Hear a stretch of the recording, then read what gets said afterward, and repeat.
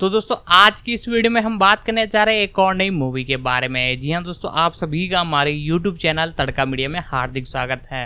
मैं बात कर रहा हूँ एक तरह से थ्रू माय विंडो के बारे में। जी हाँ दोस्तों, ये आपको पता होगा कि 2016 एक तरह से 16 के बाद 19 से 2 बार इसकी 2 पार्ट आ चुके हैं और अब हाल ही में 23 एक तरह से 2023 के अंदर नेटफ्लिक्स पर 30 जून को एक मूवी आई है जिसका नाम है एक तरह से through my window across the, एक तरह से इस नाम की ये मूवी है। अक्रॉस द स्क्रीन एक तरह से इस नाम से ये एक मूवी आई है। तो आज की इस वीडियो में हम इसी मूवी के बारे में आपको बताने जा रहे हैं। जी हाँ दोस्तों, इसी के साथ एक और नई मूवी है, इसका ये अगला पार्ट है वो आपको 2024 में देखने को मिलेगा। इसकी अनाउंसमेंट कर दी गई है। जो अभी इवेंट एक तरह से इवेंट हुआ था जो नेटफ्लिक्स का, उसके अंदर इसकी अनाउंसमेंट कर दी गई है। तो आज की इस वीडियो में हम इसी एक तरह से मूवी के बारे में जानने वाले हैं, थ्रू माय विंडो के बारे में, यानी इसका अभी हाल ही में जो नया पार्ट आया है और इसके पिछले जो एक तरह से मूवी के जो एक तरह से पार्ट है सारे के सारे हम कवर करने वाले हैं, उनको एक्सप्लेन करने वाला है। रिव्यू, प्री प्रोडक्शन, कास्टिंग यानी टोटल मिलाकर सब कुछ डिटेल में आपको बताने वाला हूँ। तो चैनल पर नए हो तो चैनल को सब्सक्राइब कर ले, बेल आइकन दबाकर इसे ऑल पर सेट कर ले ताकि हमारी जितनी भी कोई वीडियोज हैं उन सभी का नोटिफिकेशन आप तक पहुँच सके। साथ ही साथ इस वीडियो को अपने दोस्तों तक भी शेयर करें। तो दोस्तों आज की इस वीडियो में हम बात करने जा रहे हैं नेटफ्लिक्स की एक और नई मूवी के बारे में। जी हाँ दोस्तों, इसे हाल ही में एक तरह से नेटफ्लिक्स द्वारा रिलीज़ किया गया था और साथ ही साथ इसकी जितनी भी अपडेट हैं और इसके जो जितने पिछले पार्ट हैं सभी के बारे में डिस्कशन करने वाले हैं। तो वीडियो को लाइक कर दें। तो दोस्तों जानना चालू करते हैं हम इस एक तरह से मूवी के बारे में। जी हाँ दोस्तों, इसके तकरीबन कई पार्ट हैं। तो मेन जो टाइटल है इस सीक्वेंस का उसका नाम है through my window. Through my window एक तरह से स्पेनिश इसका टाइटल में यदि आपको बताऊँ द ट्रेवर्ड डेड मिल बॉन्टिंग्स, एक 2022 की स्पेनिश की शोर अमेरिकन फिल्म है और इसी का एक तरह से अगला पार्ट आपको मुख्य रूप से 30 जून 2023 को रिलीज़ होते हुए देखने को मिला है। जी हाँ दोस्तों, जिसके बारे में हम बात कर रहे हैं और साथ ही साथ इसके बारे में और जितनी भी अपडेट है सारी की सारी मैं आपको बताऊंगा। तो दोस्तों वीडियो को लाइक कर दे, चैनल पर नए हो तो चैनल को सब्सक्राइब कर दे। एक तीसरी फिल्म जिसका नाम through the my wand looking and you है वर्तमान में डेवलप की जा रही है और साथ ही साथ बहुत जल्दी आपको देखने को मिलने वाली है। इसकी रिलीजिंग डेट 2024 से एक तरह से देखने को मिली है। अभी 2023 में ये मूवी आई है और 2024 में आपको अगला धमाका देखने को मिलने वाला है। ये नेटफ्लिक्स पर इवेंट में बताया गया था, जैसे कि आप सभी को पता है इवेंट हुआ था नेटफ्लिक्स पर, उसमें बताया गया है एक ट्रेवल डेड मी वॉन्टिंग्स। स्पेनिश टाइटल में आपको बता रहा हूँ। इसका डायरेक्शन मार्कल फोलेस ने किया है, साथ ही साथ एडवर्ड सोल्स द्वारा इसकी स्क्रिप्ट राइटिंग की गई है। एरियन गोल्डस द्वारा थ्रू माई विंडोज एक तरह से पर यह आधारित है और इसका प्रोडक्शन नूरिया वॉल्सन और एंड्रीज ग्रुएस ने किया है। मुख्य रूप से इसमें अभिनेता जूलियो पैनाक्लर, बॉलर और पिन कास्त्रो देखने को मिले हैं। सिनेमाटोग्राफी का काम इसमें इलियास एम फेलिक्स ने किया है और इसकी एडिटिंग वार्निंग कैलोस ने की है। इसकी प्रोडक्शन कंपनी नेटफ्लिक्स और नोस्मेट पिक्चर्स है और इसका डिस्ट्रीब्यूशन नेटफ्लिक्स ने किया है। यह आपको 4 फरवरी 2022 को ऑफिशियल रूप से देखने को मिली है, रिलीज हुई है और इसकी लेंथ 116 मिनट है। मुख्य रूप से ये स्पेन के अंदर इसे एक तरह से बनाया गया है और इसकी लैंग्वेज स्पेनिश, अंग्रेजी और फ्रेंच है। रेकल अपने जीवन की कहानी बताना शुरू करती हैं और एक कक्षा में हमसे अपना इस असाइनमेंट पढ़ने में इनकार करते हुए देखती है, क्योंकि भले ही वह कहानी लिखने जाने पर मंजूर हो चुकी है लेकिन उसे बताने का साहस उसमें नहीं है। फिर वह कहती हैं कि उसकी कहानी इस कक्षा में शुरू हुई होती है और ये वास्तव में उसके घर से शुरू होती है, जैसा कि वह वर्णन करती हैं, और उसका घर एक साधारण निवास था जो उतार चढ़ाव के माध्यम से हिल्डोस हवेली नामक एक साम्राज्य में घिरा हुआ है और हिंडोस उसी अगले दरवाजे के पड़ोसी है। लेकिन जीवन शैली उनसे बिल्कुल अलग है। हैंडलोस के पास अल्फा 3 जो कि देश की सबसे प्रभावशाली कंपनियों में से एक है, जिसका मुख्यालय बोशिंग के सबसे शानदार इमारत में है। साथ ही साथ अल्फा 3 साम्राज्य के 3 उत्तराधिकारी हेल्डोन्स भाइयों और ऑर्टन एरियंस और पोलियंस के संबंध को बताती हैं। साथ ही साथ इसी के बारे में और भी कई अपडेट हैं जो कि मैं आपको बताऊंगा।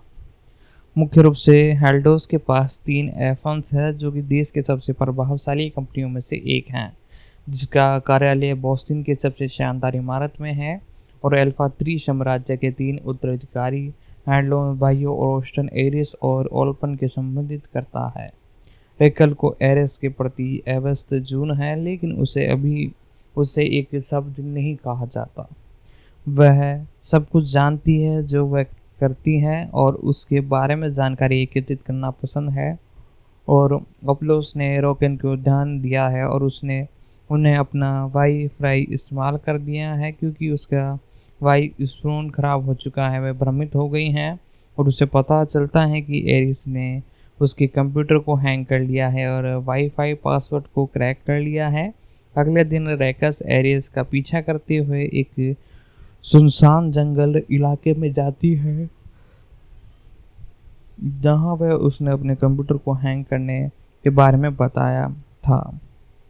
जवाब में वह उसके हाथ पर पासवर्ड लिखता है और उससे पूछता है कि यह कोड क्यों है जो कहती हैं एरस ग्रीन कोड, और वह शब्द का आदान प्रदान करते हैं और उसके प्यार में पड़ जाता है। रात में वह ये दावा करने के लिए वाईफाई का प्लग बंद कर देता है कि इसका आमंत्रण उसका ही है, लेकिन एरिस उसके कमरे की खिड़की पर चढ़ जाता है और उसे वापस प्लग कर देता है। वह एक उत्तेजन क्षण साझा करते हैं जो कि रेंगस और अधिक चाहने पर मजबूर कर देता है। अगले दिन एशियन उसे एक पार्टी में आमंत्रित करता है जहां वह उसे एक जैसे बहकाती है, लेकिन उसे वह मिलने देती है जो कि वह कहता है और कहती है कि कर्म किए गए कुर्तियाँ हैं। बाद में वह ऑल्पस के लिए एक प्रे खरीदती है जो बहुत नशे में होती है और वह अपने स्थान पर वापस नहीं जाता है। वह अपनी दोस्त डेविन की मदद से उसे अपने पास ले जाता है और अपने स्थान पर जाते समय ओपल्स गलती से अपना फ़ोन तोड़ देता है और फिर से उसकी खिड़की पर चढ़ जाती हैं और कहती हैं जब तक उसके लिए पिता पर काम नहीं किया जाए तो वह वापस नहीं आ सकते। और एरिस ने उसे अपने दादा की मृत्यु के बारे में बताया और बताया कि कैसे उसे भी उन्हें एक एलर्जी है और एलिस ने स्किन को एक नया फ़ोन उपहार दिया है, लेकिन वह इस भाव से बहुत दुखी नहीं है, इसलिए वह फ़ोन वापस करने के लिए उसके घर जाती हैं। लेकिन चीज़ें बहुत ज़्यादा तनावपूर्ण हो जाती हैं और सेक्स करने लगते हैं, लेकिन इसके बाद एरिस एक जैसे आसीन व्यवहार करती है और जिसे रिकेन वास्तव में क्रोधित हो जाती हैं और वह वहाँ से चली जाती है। उसे पता चलता है कि उसने अपना लॉक उसके स्थान पर छोड़ दिया है, इसीलिए वह उससे लेने के लिए वापस जाती है। वह रात भर रुकती है, लेकिन सुबह वह फिर से उसे बर्खास्त कर देती हैं और उसे छोड़ देती है। और रैकन की दोस्ती और डेनियन और यूशन उसे एरियंस से अपना ध्यान हटाने में मदद करने के लिए एक पार्टी में ले जाते हैं जहां वह नशे में धुत होती हैं और एरिस उसे सड़क पर असुरक्षित स्थिति देखता है और उसे अपने घर ले जाता है। और एरिस अस्वीकार करता है कि वह उसे दूर धकेल रहा है क्योंकि वह उसे चीज़ों का एहसास करती हैं और उसके पिता ने पहले से ही उसके एक रास्ते तय कर दिए थे जिसका वह अनुसरण करता है, एक ऐसे रास्ता जिसमें कि लड़की से प्यार करना शामिल नहीं है। और एरेंस कौन को बताता है कि वह वास्तव में उसकी परवाह करता है और उससे उसी एक और मौका देने के लिए कहता है। इस बार सब कुछ होता हुआ नज़र आ रहा है, लेकिन ऐसा तब तक है जब तक एरेंस अपने पिता के सामने अपने बात साबित करने के लिए रैकन को पारिवारिक पार्टी नहीं दे सकता। वह रैकन अपमित महसूस करती हैं जब वह अपनी मां को वेंटर के रूप में काम करते हुए देखती हैं। रैकस ने अपनी मां के साथ हार्दिक बातचीत की जहां वह उससे कहती हैं कि वह उसने पिता के नेक्स्ट दिन पर चली हैं और उसके पिता एक महीना लेखन करते हैं, लेकिन उसमें अभी भी उसे सारा नाटक ख़त्म करने और एरेस को ये बताने के लिए प्रोत्साहित करती हैं और वास्तव में उसके बारे में कैसा महसूस करती हैं। रिकस एरियन को ये बताने के लिए उसके घर जाती हैं, लेकिन उसे घर में आने की अनुमति नहीं दी जाती क्योंकि उसके परिवार में हर किसी को लगता है कि वह ध्यान भटकाने वाली चीज़ हैं जो उसे अपने लक्ष्य हासिल करने के लिए रोक देती हैं। एरेस हर किसी की बात नहीं मानता और प्रोम से भाग जाता है, जहां रेकन का दिल कई बार तोड़ने के कारण यूशन ने उसे छोड़ दिया है। योशी गुस्से में है और एलिस को रोकने टेकस से बात नहीं करने देती। वह शब्दों का आदान प्रदान करते हैं जिससे लड़ाई शुरू हो जाती है, जहां रोशन एरेन को आंशिक रूप से खाली पूल में धकेल देता है। जैसे ही वह दूर जाता है तो उसमें क्यूलरी एक तरह से गिरा देता है और रेकन अस्पताल में उससे मिलने जाती है और उसे पूरी तरह से ठीक होने तक पूरे समय उसके साथ रहती हैं और डर के बाद एश का परिवार उसे वह करने देता है जो उसने स्पोर्ट्स चिकित्सा पर अध्ययन का निर्णय किया था। साथ ही साथ हवाई अड्डे पर एरियन ने कबूल किया है कि उसने जानबूझकर उसका एक वाई फोर्ड तोड़ दिया है ताकि वह उससे बात कर सके। साथ ही साथ दोस्तों मैं आपसे यही कहना चाहूँगा, यदि आपको वीडियो पसंद आ रही है तो वीडियो को लाइक कर दे, चैनल पर नए हो तो चैनल को सब्सक्राइब कर दे, बेल आइकन दबा कर इसे ऑल पर सेट कर दे ताकि हमारी जितनी भी अपकमिंग वीडियोज़ हैं उन सभी का नोटिफिकेशन आप तक पहुँच सके। साथ ही साथ इस वीडियो को अपने दोस्तों तक भी शेयर करें ताकि वो भी इसे देख सके। हवाई अड्डे पर एरेस ने कबूल किया है कि उसे जानबूझकर उनका वाईफाई तोड़ दिया था और जैसे ही हम एरियंस को आश्चर्यचकित करने के लिए उसकी खिड़की पर चढ़ते हैं तो अंतिम क्रेडिट रोल हो जाती है। इसके अंदर जूलियो पैन एरेस के रूप में, रेंकस के रूप में क्लेरा गोल्स और रोजा मेरेस के रूप में पिलर कास्त्रो देखने को मिली हैं। साथ ही साथ योशी के रूप में आपको इलग्रोथ ब्लोजन और क्लाउड के रूप में एमएस लार्जो देखने को मिली है। साथ ही साथ रिलीजिंग आपको 4 फरवरी 2022 को देखने को मिली और अभी हाल ही में 26 जून 2023 को देखने को मिला अगला पार्ट। साथ ही साथ दोस्तों मैं आपसे यही कहना चाहूँगा, वीडियो को लाइक कर दे। तो दोस्तों इसके अंदर जो कैरेक्टर उन सभी के बारे में भी जाने के एक कर रेटिंग भी बहुत एक तरह से बढ़िया थी। इस सीरीज की 5 में से 4 की रेटिंग थी और फरवरी 2022 में नेटफ्लिक्स ने सेकंड सीक्वल्स के डेवलपमेंट की सूची दी और बाद में वह सीक्वल शीर्षक की घोषणा की, ए ट्रेवल डेड मार्थ्यू द सी। 2024 में फिल्म का ट्रिक्स दे टूमरेट योर ग्रोथ आएगी, एक तरह से अपकमिंग मूवी जिसके बारे में मैं आपको स्टार्टिंग में ही बता रहा था। उसके बारे में मैंने बताया कि ये आपको कब तक देखने को मिल सकती है और साथ ही साथ दोस्तों जैसे ही और भी कई टीजर या ट्रेलर से रिलेटेड अपडेट आती है तो एक शॉर्ट वीडियो के माध्यम से मैं आपको बता दूंगा। तो अब हम बात करते हैं इनके कैरेक्टर के बारे में। जी हाँ दोस्तों, सबसे पहले इसके अंदर आपको देखने को मिली है जूलियो पैन फोर्डिज। जी हाँ दोस्तों, जूनियर पॉन फोर्डिज के बारे में जानते हैं। इनका जन्म 15 जुलाई 2000 को हुआ। एक स्पेनिश अभिनेता और एक गायक है जिन्हें डिज्नी चैनल की मूल श्रृंखला बियान में मैन्यूर गुर्चन क्लोर और फिल्म थ्रू माई वर्ड्स में एरियस हैंडोस के रूप में उनकी भूमिकाओं के लिए जाना जाता है। एरियन गॉडेस मुख्य रूप से एक किताब पर बेस्ड एक तरह से है। इनका एक तरह से नाम भी एक तरह से इस किताब से मिलता जुलता ही है। साथ ही साथ दोस्तों इनके बारे में बात की जाए तो जूलियन पेनी फोर्डलिज इनका पूरा नाम है और तकरीबन इनकी उम्र आज 22 साल है। 15 जुलाई 2000 एक तरह से के माध्यम से 15 जुलाई 2000 के माध्यम से मुख्य रूप से ये एक अभिनेता है और साथ ही साथ एक सिंगर भी हैं। 2018 से वर्तमान तक इस इंडस्ट्री में काम कर रहे हैं। जूलियो पैन का जन्म 15 जुलाई 2000 को शिनिन सेबस्टिन स्पेन में हुआ। हालांकि वह अपने माता पिता और एमा पैन नाम की बहन के साथ ड्रैगन शहर में पढ़े और हाई स्कूल में उन्होंने थिएटर की शिक्षा ली और शहर में अभिनेता कार्यशैली में भाग लिया। इसके अलावा पेन ने 9 साल का पियोन की शिक्षा ली।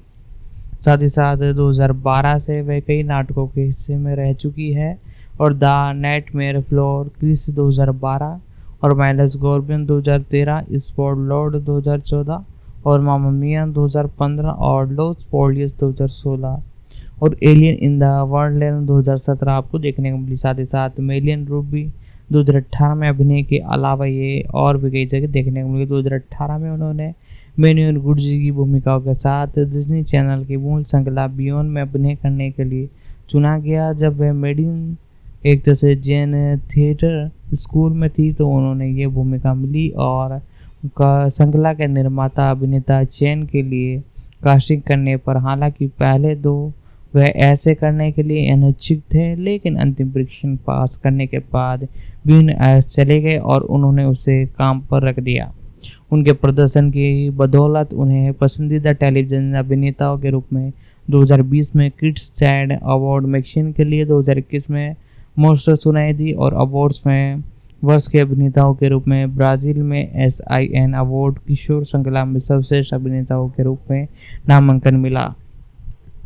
2021 में उन्होंने डिज्नी प्लस पर टेलीविजन विशेष बिया and the world upside down में भाग लिया और उसी वर्ष उन्होंने संगीत में समथिंग रोड में भाग लिया, जिसका मार्कोस ब्रेक द्वारा स्पेनिश में अनुवाद किया गया था।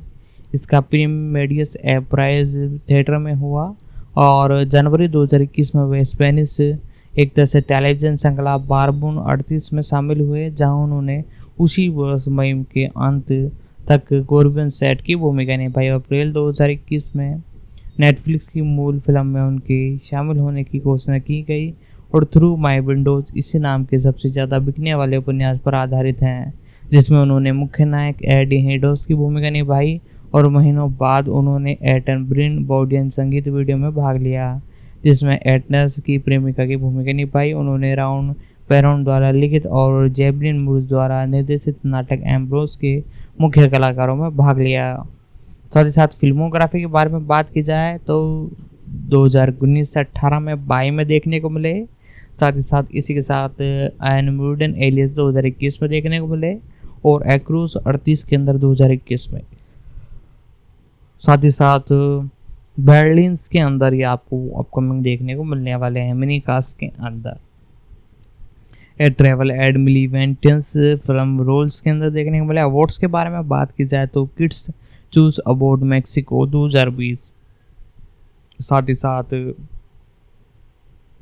लोमास एक्यूस अवार्ड, साथ ही साथ 2021 में CES अवार्ड 2021 और किड्स चॉइस अवार्ड मैक्सिको 2021। जी हाँ दोस्तों, इन सभी को इन्होंने जीता है। साथ ही साथ अब अगले कलाकार के बारे में बात करते हैं, जिनका नाम है एक तरह से क्लारा लूटेज सांजले। जी हाँ दोस्तों, 15 अप्रैल 2002 को इनका जन्म हुआ है, जिन्हें क्लोरा गेल्स के नाम से भी जाना जाता है। वे स्पेनिश अभिनेता और मॉडल है। वे थ्रू माई विंडोज 2022 के रिकेल्स के रूप में अपनी भूमिकाओं के लिए जानी जाती हैं।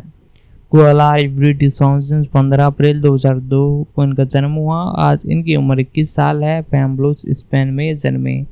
ये मुख्य रूप से एक अभिनेत्री हैं और एक मॉडल है। 2019 से वर्तमान तक इस इंडस्ट्री में काम कर रही है और 1.6 मीटर की इनकी एक तरह से हाइट है। और क्लेरी हॉर्टन सार्जेंस का जन्म है पैम्ब्लोस स्पेन में हुआ। साथ ही साथ दोस्तों, कोआला हॉर्टिंस का जन्म पैम्ब्लोस स्पेन में हुआ। वह कम उम्र में ही गोल्स में अभिनय में रुचि दिखाते हुए नजर आए, जहाँ उन्होंने प्लाज डे लाब्रू स्टोन के प्रदर्शन में अध्ययन किया और अक्टूबर 2021 में गोल्डन सेवरिन यात्रा के एक टोरकन रोज के वीडियो क्लब में अभिनय किया और गोल्स ने 2022 में थ्रू मैन विंडोज की प्रमुख महिला भूमिकाओं में रेकल्स मैंडोज के रूप में ड्यू किया और उसी वर्ष गर्ल्स ने द बोर्डिंग स्कूल लास क्रोबेस में ईवा मोरेन के रूप में अभिनय किया। फिल्मोग्राफी के बारे में बात की जाए तो एक ट्रेवल्स डे मिनी वॉन्टेन और ए वोल्टेस डेड मार्सन और साथ ही साथ ए ट्रेवेंस डेड टू मिराड, एक तरह से ये मूवी आपको देखने को मिली।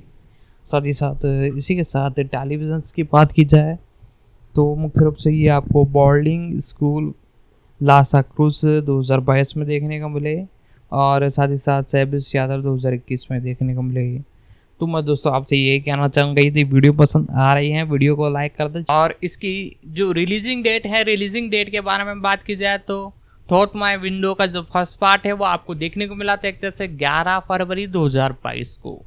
और इसी के साथ ये पिछली एक मूवी की रीमेक थी, इसी के बाद पार्ट देखने को मिला 1 और 2 अक्रॉस द विंडो। एक तरह से ये जो टाइटल की एक तरह से मूवी आपको देखने को मिली है, थॉट माई विंडो अक्रॉस, इसका जो टाइटल है वो रखा गया है।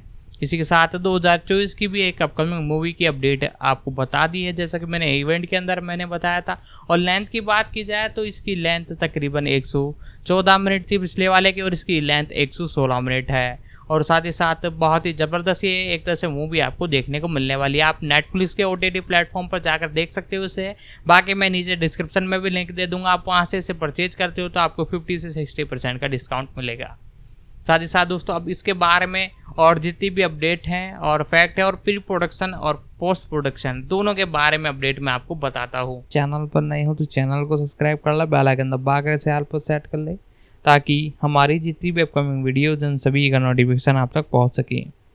साथ ही साथ इस वीडियो को अपने दोस्तों तक भी शेयर करें ताकि वो भी इसे देख सकें। तो अब बात करते हैं हम एक तरह से एक और नई कलाकार हैं जिनका नाम है पिलर कास्त्रो। जी हाँ दोस्तों, पिलर कास्त्रो, इनका जन्म 12 अक्टूबर 1970 में हुआ। एक स्पेनिश फिल्म टेलीविज़न मंच की अभिनेता है।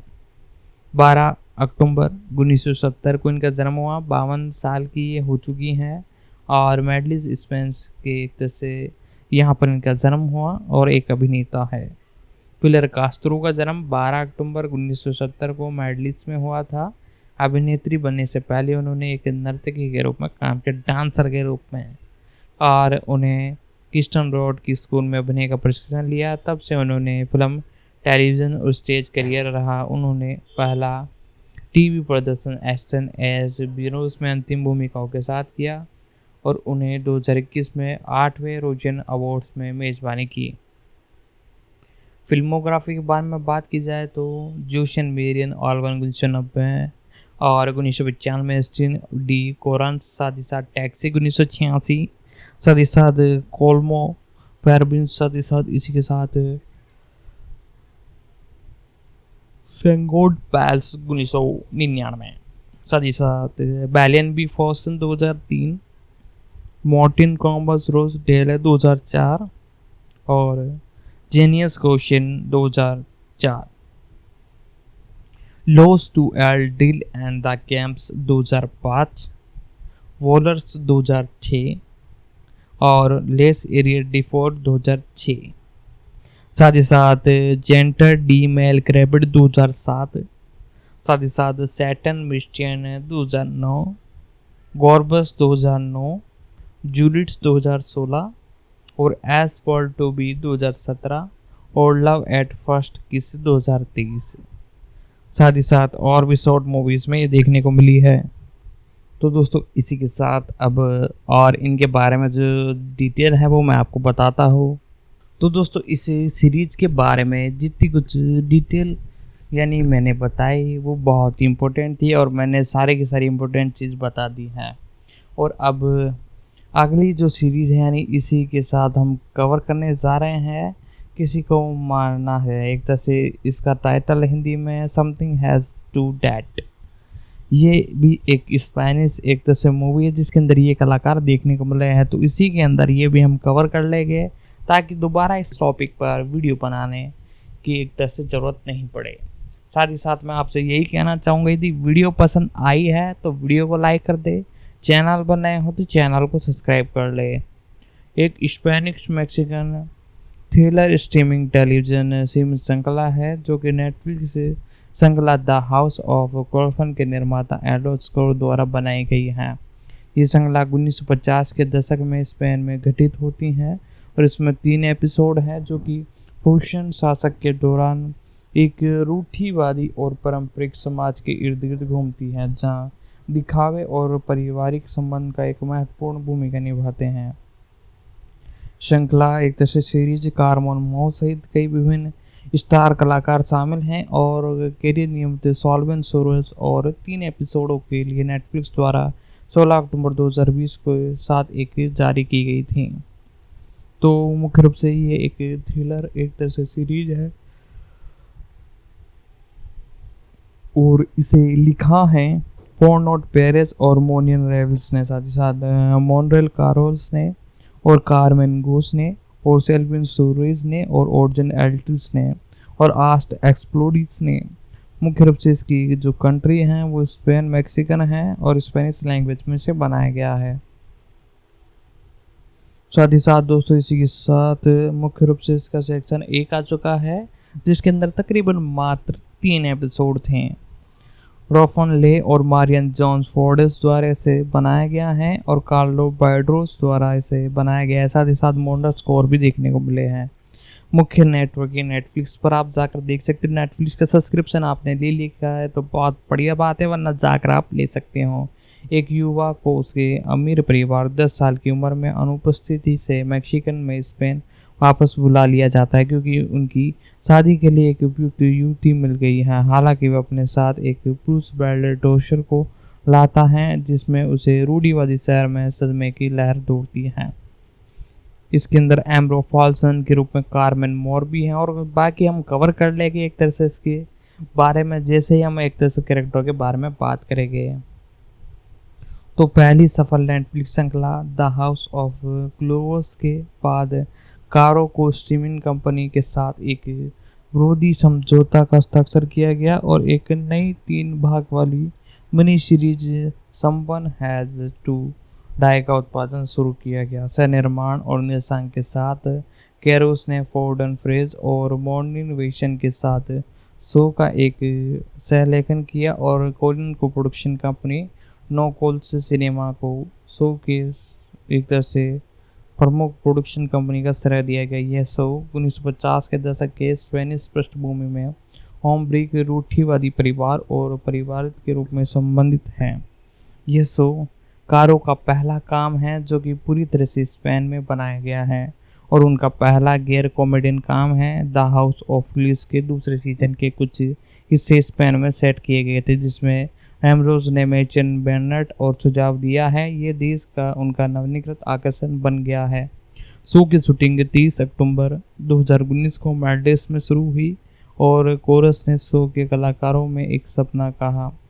उन्होंने अपने एक दशक के साथ काम किया और सुरेश उनके निरंतर सहयोग है और क्रिस्मस ने द हाउस ऑफ वोक्शन के स्पेन दृश्य में थे और बैंकट ने लिखा कि मारोस पेडन एल्बोर्ड को ओरिजिन म्यूजिक की शामिल करने के लिए एक श्रृंखला अवश्य देखने के योग्य घटना बनाई गई है। ओमर ने कारो और सुरेश मुलाकात की है जब वह पेशावर सर्च करने के लिए फरवरी 2019 में द हाउस ऑफ क्लूज में मेडिस में फिल्मांकन कर रहे थे।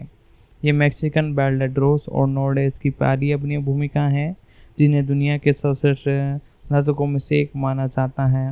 वे वेराइड के जॉन हॉलपर्स लिखी हैं और मोरन और सुरेश जैसे अभिनेताओं को एक साथ रखते हैं और स्पेनिश अभिनेता स्टारकिस को आगे बढ़ाया है।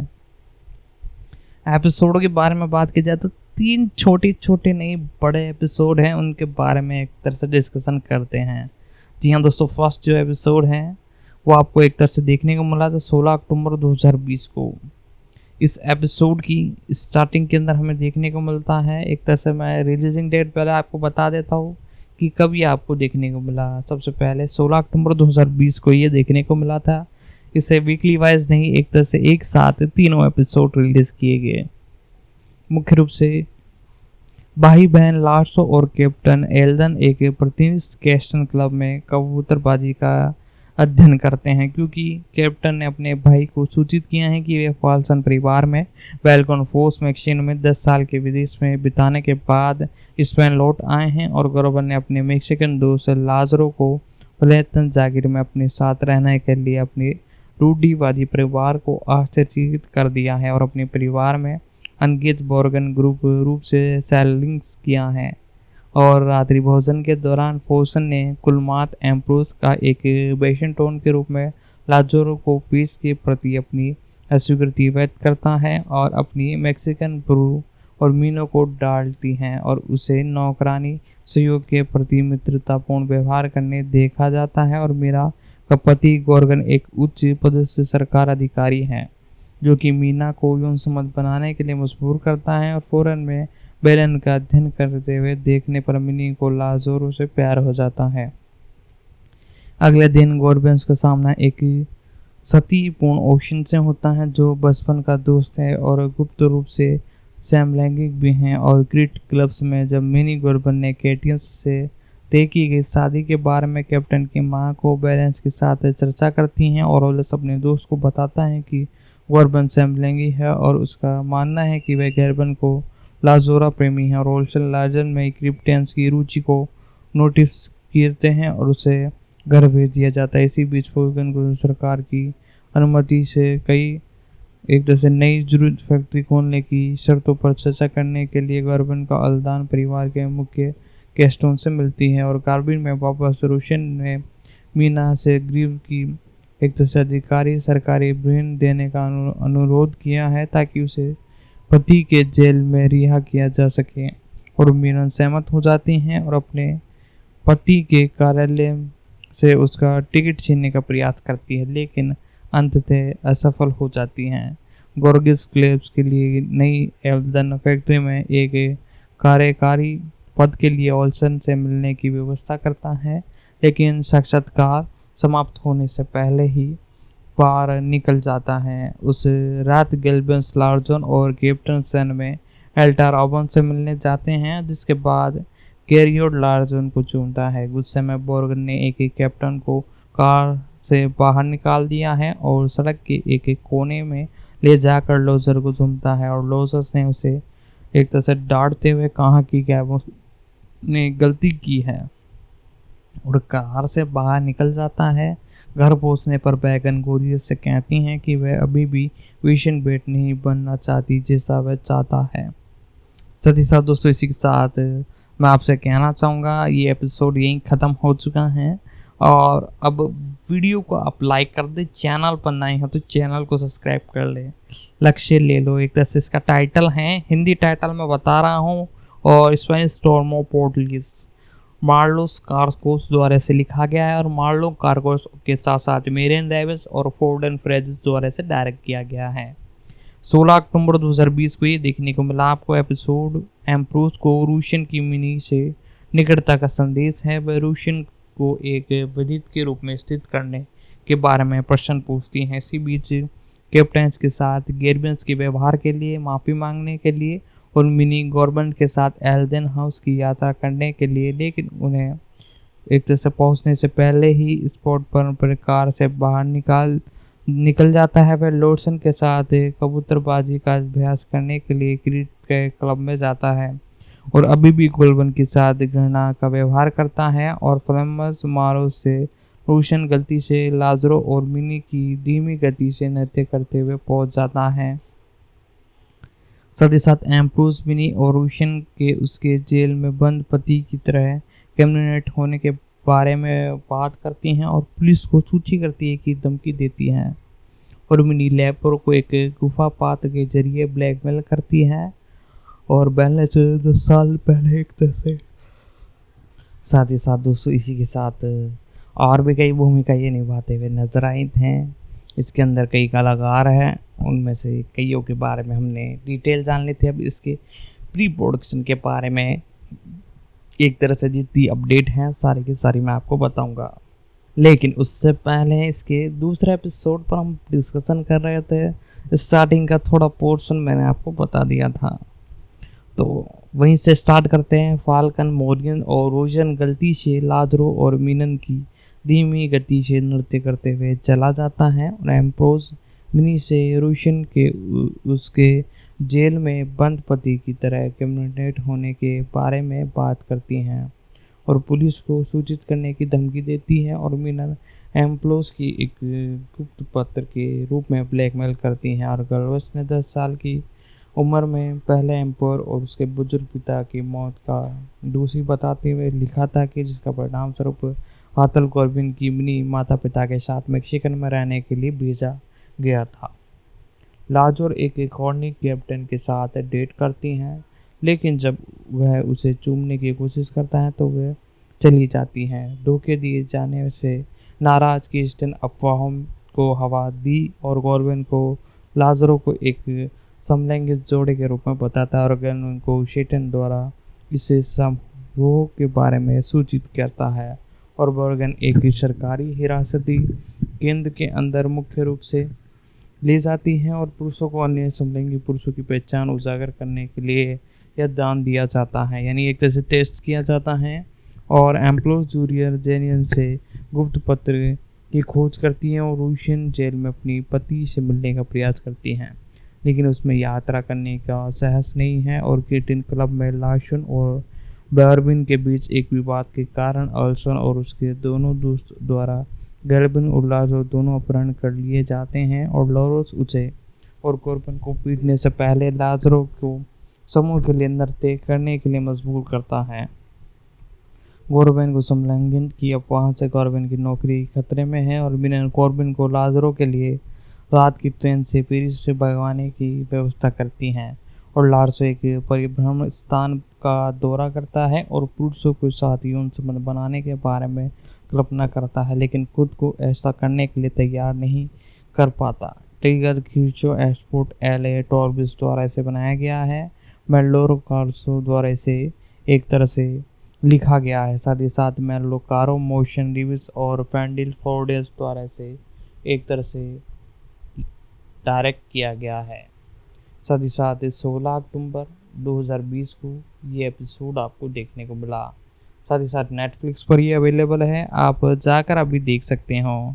नेटफ्लिक्स पर ये सर्च करते ही आपको टॉप पर ही ये सीरीज देखने को मिल जाएगी और सिर्फ अभी तक इसके 3 एक तरह से एपिसोड है सेक्शन 1 के बाद ही से रद्द कर दिया गया था क्योंकि ज़्यादा लोगों द्वारा इसे पसंद नहीं किया गया था। लाजरो और किट क्लब में घुस जाते हैं और मिनी को वहां मिलने के लिए संदेश भेजता है और लारोस कॉर्बिन से मिलने जाता है और उसे अपने शरीर को चूमने के लिए एक टैंक देता है और जागीर में गुप्त पत्र खोजने में असमर्थ एम्प्लोजरोस और कैटी क्लब में मिनी के निजी क्लब की चाबी देने के लिए ब्लैकमेल करती है और लॉसन ने अनुपालन किया है, लेकिन बाद में पता चलता है कि उसके पिता की जेल में नियोमिन से मृत्यु हो गई है।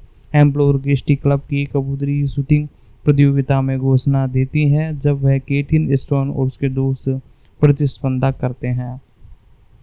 वह मिनर और लॉर्जन में जाती हैं, लेकिन उसे गुप्त पत्र नहीं मिलता और लूसियन गायब होने से पहले गुप्त पत्र को अपने डेरेंट शर्ट में मोड़कर गुरन को भेज देती हैं और गुशन को पता पड़ता है और रूशियन को खोजने लगता है, लेकिन उसका कोई सुनसान पता लगता है। वह गॉर्बन को अपने हिरासत में छोड़ने का व्यवस्था करता है। वह वेल्टर्स ने केट्रॉन्स को सूचित किया है और उसके लाजरो को क्रेंटी क्लब के बाहर जंगल में देता है और गेट बोन्स ने लाजरो और मीना को सर्च करते हुए पाया। तो दोस्तों इसी के आगे हम बढ़ते हैं और थोड़ी और डिटेल है और आखिरी जो हमारा एपिसोड था उसको भी ख़त्म करते हैं। जी हाँ दोस्तों, इस एपिसोड की स्टार्टिंग से एक एक कर हम चालू करते हैं। इस जो एपिसोड है उसका टाइटल है एक तरह से appellate L gold trolls, Spanish में ये टाइटल है। मोनरो कार्लो द्वारा इसे डायरेक्ट किया गया है और मोनरो कार्लो और मोनिका रेलविस और फोंडल फेरपर द्वारा इसे लिखा गया है। 16 अक्टूबर 2020 को ये ऑफिशियल रूप से आया। हजारों के भगते हुए पुलिस ने बैंकसोन और रेलवे स्टेशन पर पकड़ लिया और उसे सैमलोंग पुलिस के लिए हिरासत केंद्र पर ले जाया जाता है, जहां गॉर्गन गॉड को लार्जोर के स्थान के लिए बॉर्गन पर अत्याचार करते हुए देखते हैं। तो दोस्तों आज हम इस मूवी के बारे में जान रहे हैं, तो आगे बढ़ने से पहले मैं आपसे यही कहना चाहूँगा, यदि चैनल पर नए हो तो सबसे पहले चैनल को सब्सक्राइब कर ले, बेल आइकन दबाकर इसे ऑल पर सेट कर ले ताकि हमारी जितनी भी अपकमिंग वीडियोज उन सभी का नोटिफिकेशन आप तक पहुँच सके। साथ ही साथ यदि आपको और भी किसी सीरीज या मूवी के बारे में जानना हो तो एक प्यारा सा कमेंट कर दे, हम उस पर डेफिनेटली वीडियो लाने की कोशिश करेंगे। साथ ही साथ इस वीडियो को अपने दोस्तों तक भी शेयर करें ताकि वो भी इसे देख सके। साथ ही साथ यदि आपको और भी किसी सीरीज या मूवी के बारे में जानना हो तो एक प्यारा सा कमेंट कर दे, हम उस पर डेफिनेटली वीडियो लाने की कोशिश करेंगे। साथ ही साथ इस वीडियो को अपने दोस्तों तक भी शेयर करें ताकि वो भी इसे देख सके। और साथ ही साथ मैं आपसे यही कहना चाहूँगा, यदि आपको ये वीडियो पसंद आ रही है तो वीडियो को लाइक कर दे। और दोस्तों अब इसके एक तरह से पिछले पार्ट के बारे में जो कि 2019 में आपको देखने को मिला उसके बारे में हम जानते हैं। वह उन्हें बुलाता है और अपनी बेटी को समझाने का प्रयास करता है। साथ ही साथ दोस्तों इसी के साथ वह उन्हें बुलाता है और अपनी बेटी को समझाने का प्रयास करता है। ओल्सन अपने पिता से मिलता है और उसे पता चलता है कि वह वाल्सर परिवार से जुड़े घोटाले के कारण नई फैक्ट्री की योजना रोक दी गई है। लाजरो क्रिटी क्लब में घुस जाता है और मिनी को वह मिलने के लिए संदेश भेजता है। एलोस बैजन से मिलने जाता है और उसे अपने शरीर को छुपाने के लिए हैंडलिंग देता है और जागीर से गुप्त पत्र खोजने में असमर्थ एम्पायर रोशन को कैंट्री क्लब में मिनी की निजी क्लोर चाबी देने के लिए ब्लैकमेल करती हैं। रोशियंस ने अनुमान लगाया कि, लेकिन बाद में पता चलता है और इसी के साथ बताया जाता है कि एप्रोल कैंट्री क्लब में कबूतर शूटिंग की प्रतियोगिताओं में भाषण देते हैं, जहां केटोन और उसके दोस्त प्रतिस्पर्धा करते हैं। वे मीना के क्लोर में जाती हैं लेकिन उसे गुप्त पत्र नहीं मिलता। रूशियन गायब होने से पहले गुप्त पत्र को अपनी ड्रेस शर्ट में मोड़कर गोशन को भेज देती है। गोर्गियस पत्र पढ़ता है और रेशन को खोजता है लेकिन उसका क्विट सुनसान पड़ता है। वह बॉर्गन को अपनी हिरासत में छोड़ने के व्यस्त करती हैं। वह वेटन ने क्रेटन को सूची की है कि उसने लाजरो को क्रिंटी क्लब से बाहर जंगल में देखा था और केंटन्स ने हजारों और नीमन को सेक्स करते हुए पाया और गॉर्बन एल्सन के साथ कार में बैठा था। और इसी के साथ बताया जाता है कि गॉर्बन वहाँ पर बैठा हुआ रहता है और इसी के साथ बंदूक के नोक पर उसे पकड़ लेते हैं। गॉर्बन को उनके एक तरह से प्रतिभाशाली के लिए गोली मारने के लिए उकसाता है, लेकिन लार्गो क्रूज को गोली मारने और मरने से गॉर्बिन को दी बंदूक का उपयोग करता है और एम्पर पकड़ लेता है और एशन को मार देता है। वह लाजरो का शिकार करती है। मिनी की और अपना ध्यान केंद्रित करने से पहले उसने सीने में गोली मारकर हत्या कर दी। गॉर्बन और एम्पर को शस्त्रन गतिरोध में उलझा जाता है और गॉर्बन द्वारा उसे गोली मारने का समाप्त हो जाता है। मिनी और गॉर्बन लाजरो के शरीर के ऊपर खड़े हैं और उससे उनका भाग्य निश्चित होता है, यानी एक तरह से अब वो दोनों आराम से मिल सकते थे। इसके अवार्ड्स के बारे में बात की जाए तो 32वां ग्लैडन मीडिया अवार्ड इन्होंने जीता इस मूवी के लिए। और साथ ही साथ दोस्तों इसी के साथ अब जानते हैं इस मूवी के कैरेक्टर के बारे में। सबसे पहले इसके अंदर आपको देखने को मिले हैं कारमेन मोरा। जी हाँ दोस्तों, कारमेन मोरा, इनका पूरा नाम मारिया डेल कारमेन ग्रेसी मोरा है और 15 सितंबर 1945 को इनका जन्म हुआ। एक स्पेनिश अभिनेत्री है। अपने 6 दशकों के करियर में उन्होंने remake on the bridge of an nurse और ब्रैडगर्ड एंड क्रूज जैसी फिल्मों में अभिनय किया।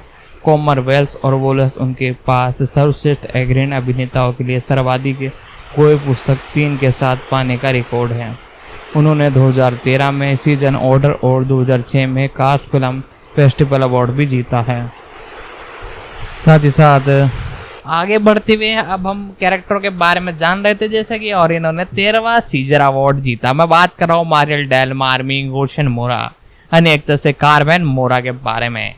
इन्होंने कई अवार्ड जीते और मारियन इनका जन्म तकरीबन 15 सितंबर 1945 को हुआ और आज इनकी उम्र तकरीबन 87 साल है। मेडलिस्ट एक तरह से स्पेन में इनका जन्म हुआ।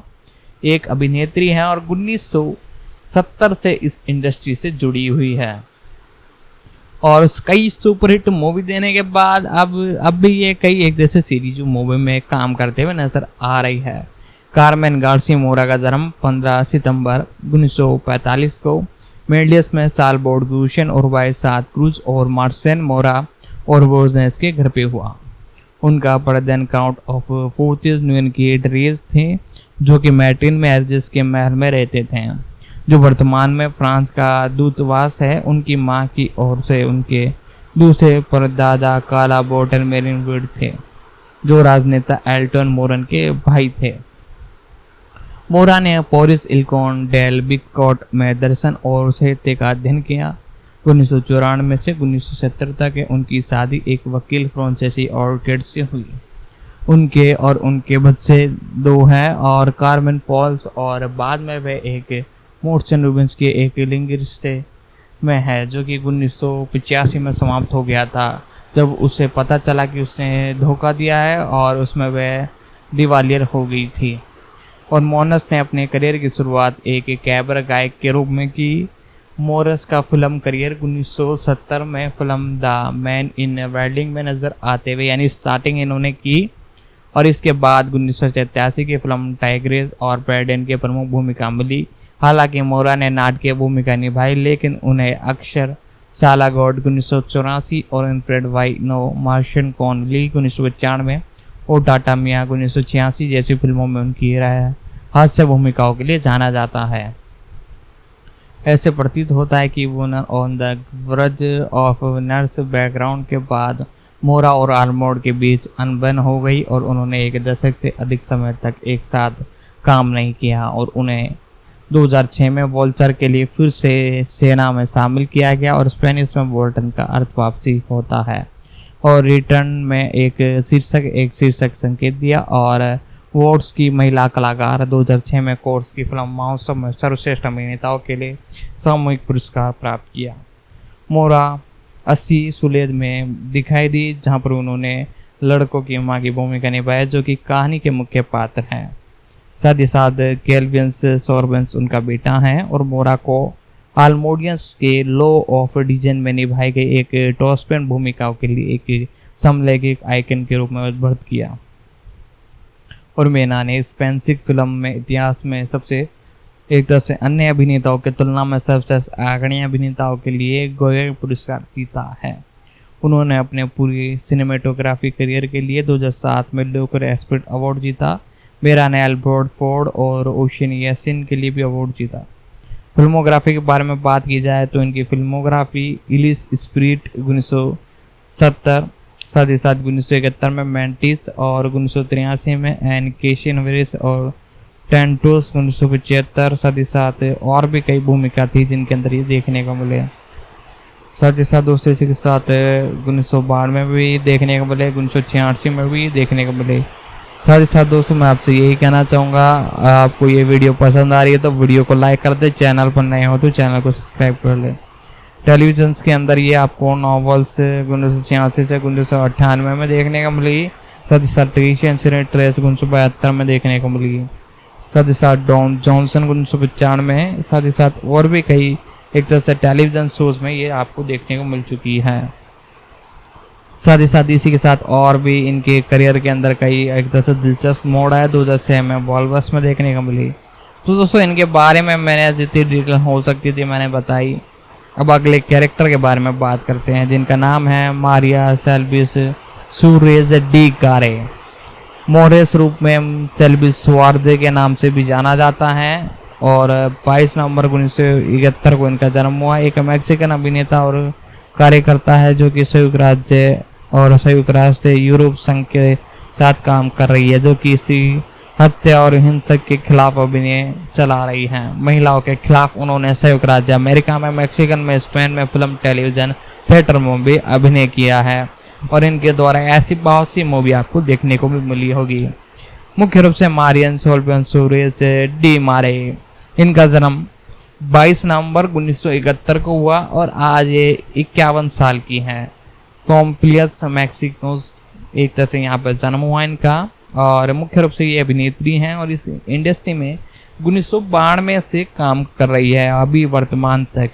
गोलियस गार्जियन बॉर्नर इनका 2001 से 2003 तक इनका एक तरह से काम चला। इन्होंने सेक्स, शोमन एंड ट्रिप्स और कैंड्रोपी, नॉन वोशन, पाप और द हाउट फिर से कई फिल्मों में देखने को मिली है। साथ ही साथ वह एमी के लिए नामांकित होने वाली अपनी स्पेनिश भाषा अभिनेत्री थी, और स्त्री हत्या के खिलाफ अपने चलने के अलावा सुरेश मैक्सिकन और मैक्सिकन पीड़ित में मानवाधिकार और महिलाओं के अधिकारों के लिए कार्यकर्ता भी हैं। मैक्सिकन सिनेमा के इतिहासकार इरविन क्रोज और सबसे सफल फिल्मों में एक अभिनेताओं के रूप में उत्कृष्ट दर्जन प्राप्त है। साथ ही साथ प्रारंभिक जीवन के बारे में बात की जाए तो सुरेश का जन्म और पालन पोषण उनकी मैक्सिकन राष्ट्र टेबन के एक छोटे से तटीय क्षेत्र में हुआ। साथ ही साथ इन्होंने अपने दादा से एक विस्तृति थी और मैक्सिकन में चले गए, और सुरेश ने कहा कि उन्होंने अभी भी अभिनय बनाने का सपना देखा है। 1991 में विश्वविद्यालय के लिए संयुक्त राज्य अमेरिका चली गई और उन्होंने 1995 में जेनी ब्राउन छात्रावास प्राप्त करते हुए थिएटर कार्यक्रम में तृतीय स्थान तक की उपलब्धि प्राप्त की।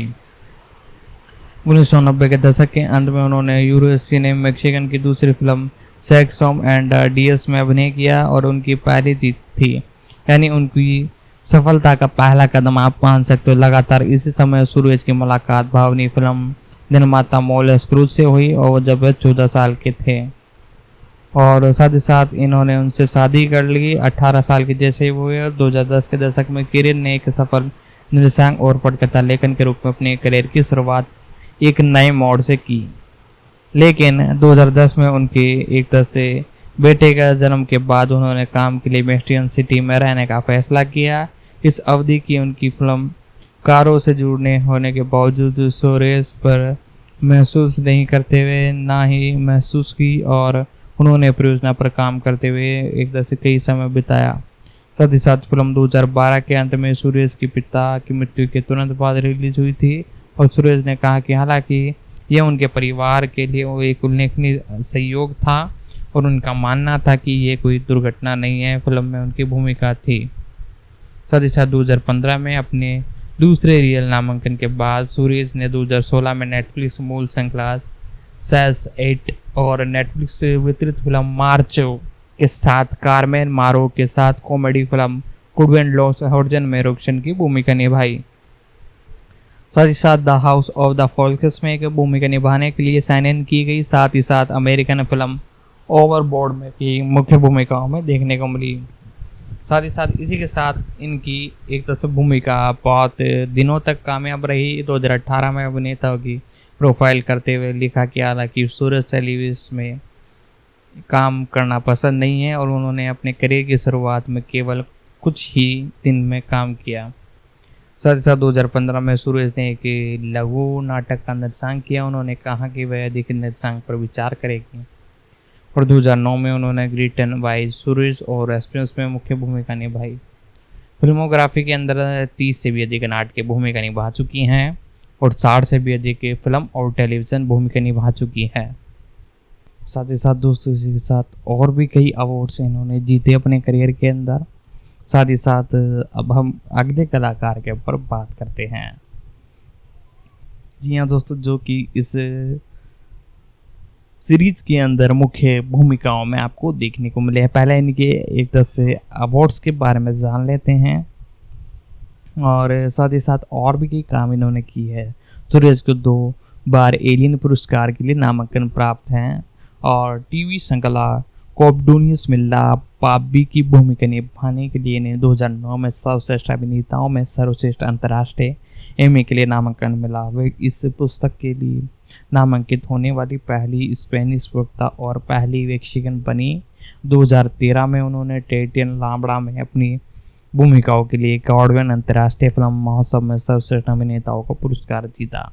2004 से और 2005 में उन्होंने सिंटनी शोनियन में भूमिकाओं के लिए मैक्सिकन MTV अवार्ड्स के लिए नामांकन किया गया, और पूर्ण रोमांस और 2018 में सुरेश फिल्म और टेलीविज़न में मैक्सिकन का आइक्रोड्स एशियन पुरस्कार और प्रोफेशन ग्रूडन पुरस्कार करने के लिए पहली एमनब्री पुरस्कार उनकी एक तरह से मंजूरी के लिए लिए गए। साथ ही साथ ए डॉल हाउस पार्ट 2 में प्रदर्शन के दौरान प्रस्तुति की गई, जहां पर उन्होंने प्रमुख भूमिका निभाने के लिए लिया गया, और जो कि मोरियन शहर का स्थान है। Mauryan international film festival Mexican के सबसे बड़े फिल्म फेस्टिवल में से एक सिनेमा में उनके योगदान के लिए हैं।